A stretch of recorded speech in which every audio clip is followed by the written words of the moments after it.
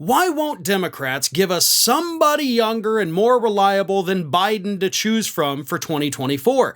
Somebody not in the pockets of the corporate greed, yet I'm tired of only seeing lifetime politicians. Well, I mean, look, technically, by definition, we've got two people also running for president on the Democratic side who are definitely not in the pockets of corporations. They're definitely not lifetime politicians either. Of course, those people are Marianne Williamson and Robert F. Kennedy Jr. I'm not saying that, those are the best possible options the Democrats could put out. But just, so we're all clear here, there are technically other people running for president on the Democratic side.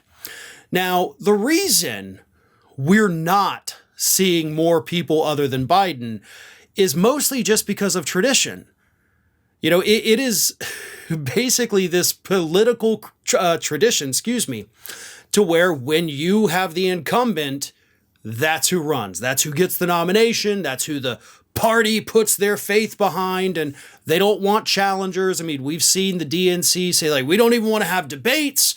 We're not going to make this a primary. We're going to pretend these other people don't exist. So even if there were other people, besides Kennedy and Williamson that had thrown their hats into the ring, we still wouldn't see much from them. We wouldn't have debates still because the party has aligned with their incumbent because they believe that the power of incumbency is what is going to propel them to victory in 2024.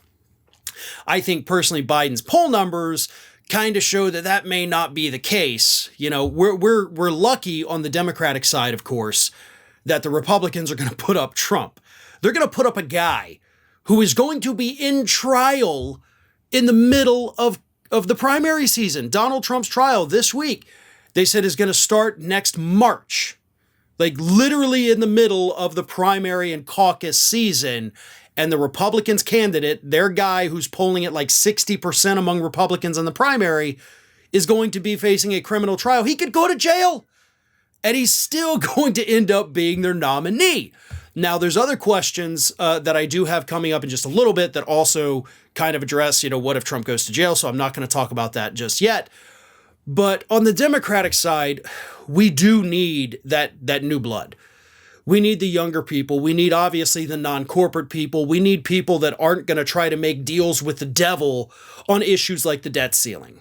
We need Democrats who, when they have majorities, aren't going to sit by and twiddle their thumbs and be like, oh, we don't need to codify Roe versus Wade. Oh, we don't need to expand the Supreme Court. We don't need to do all these things. We don't need to address the debt ceiling this year. And then, oops. Probably should have done all of those things, but they didn't do it because they get lazy, they get complacent, because, hey, at least we're not as bad as the Republicans. Voters are still going to support us. I'm sick and tired of the Democratic Party giving us people to vote against on the Republican side instead of people to vote for on the Democratic side. I would love to see more challengers to Biden. And as I've said, based on the field of candidates on the Democratic side right now, I'm gonna go for Biden. That may change. It may not. Depends on who else comes into the race, or if other candidates, I don't know, maybe make a compelling case, maybe disavow statements they've made in the past, maybe realize the errors that some of them have made. Maybe I could change my mind based on that stuff if I feel it's genuine. But right now, I'm for Biden. I'm not thrilled about it by any stretch of the imagination, and I really wish the party would give us something better than Biden.